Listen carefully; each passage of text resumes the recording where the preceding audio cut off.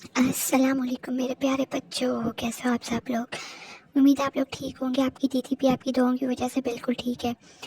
کہانی آج کی بہت مزیدار ہونے لگی ہے، آپ کو بہت پسند آئے گی۔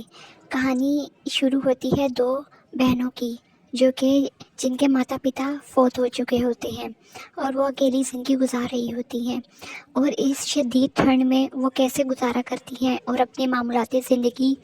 اپنی زندگی کو کیسے گزارتی ہیں اس سخت دسمبر کے موسم میں، جبکہ ان کا گھر بھی پہاڑوں پر ہوتا ہے۔ گھر کیا، ایک چھوٹی سی جھونپڑی ہوتی ہے جس میں دونوں بہنیں اپنی زندگی گزار رہی ہوتی ہیں اور اپنی زندگی کے دن گن رہی ہوتی ہیں اور مشکلات کا سامنا کر رہی ہوتی ہیں۔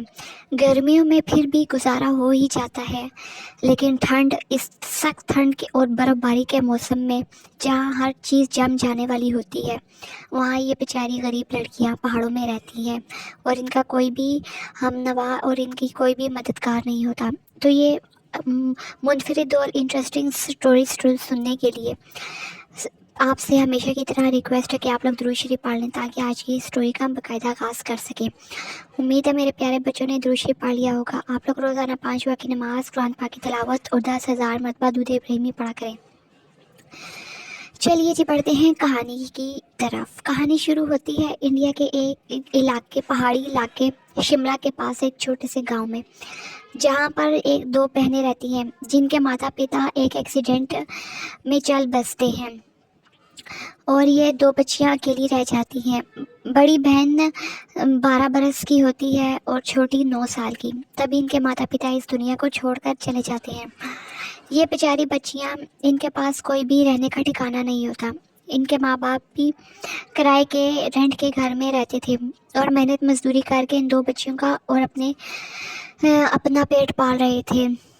وقت کیسے مڑ گیا، یہ بیچاریاں بہت حیران ہوئیں۔ بڑی لڑکی جو کہ 12 برس کی تھی، اتنی سمجھدار بھی نہیں تھی، بس وہ لوگوں کے گھروں میں جا کر کام کرنا شروع ہو گئی اور اپنی چھوٹی بہن کا پیٹ پالنے لگی۔ پھر دیکھتے ہی دیکھتے یہ دونوں جوان ہو گئی۔ یہ لوگ پہاڑوں میں انہوں نے ایک چھوٹی سی جھونپڑی بنا لی، کیونکہ کرایہ دینے کے لیے ان کے پاس پیسے نہیں تھے۔ کرایہ دیتے یا تو پھر اپنا پیٹ پالتی، اگر کرایہ دیتی تھی تو پھر کیسے گھر کا گزر بسر کرتی۔ یہی پریشانیاں انہیں غمزدہ کرنے لگیں۔ بس یہ بیچاریاں گزارا کرنے لگیں۔ اب شملہ میں برف بھی بہت زیادہ پڑ رہی تھی۔ جون جولائی کا مہینہ تو نہیں تھا کہ یہاں پر ہر چیز معمول کی زندگی کے مطابق ہوتی۔ اب چونکہ دسمبر کی سخت ٹھنڈ تھی، انہیں اپنے گزر بسر کے لیے اپنا ٹھکانہ کرنا تھا۔ انہوں نے درخت کے ارد گرد سے لکڑیاں کاٹیں اور اپنی زندگی گزارنے لگی۔ تو دیکھا بچوں، انسان کو کسی بھی حالت میں نہیں گھبرانا چاہیے اور مشکل وقت کا سامنا کرنا چاہیے۔ اس کہانی میں ہمیں بہت کچھ سبق ملتا ہے۔ ان دونوں بہنوں کی ہمت اور حوصلے کی داستان ملتی ہے کہ یہ لوگ بہت محنت کر رہے تھے اور اللہ نے ان کی محنت قبول بھی کی۔ پھر کچھ ایسا ہوا کہ ان کے پاس اتنے پیسے ہو گئے کہ انہوں نے پہاڑوں کے نیچے اپنے لیے ایک گھر بنا لیا۔